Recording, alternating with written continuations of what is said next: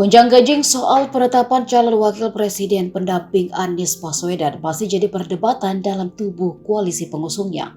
Apalagi setelah adanya desakan dari Demokrat untuk segera mengumumkan sosok pendamping Anies dalam Pilpres 2024 mendatang.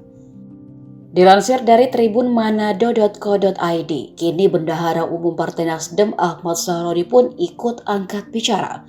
Ia bahkan mengatakan jika mengumumkan cawapres bukanlah suatu hal yang mudah. Dalam koalisi perubahan untuk persatuan, ada 3 partai yang terus berkomunikasi terkait cawapres Anies Baswedan. Adapun Ketua Umum Partai Demokrat Agus Harimurti Yudhoyono mendesak agar cawapres Anies segera diumumkan. Alasannya, pemilu 2024 tinggal menghitung bulan. Ahmad Saroni memastikan belum ada nama cawapres yang sudah pasti dipilih oleh Anies. Meski begitu, dia memahami bahwa banyak orang yang ingin tahu siapa cawapres yang dipilih oleh capres masing-masing.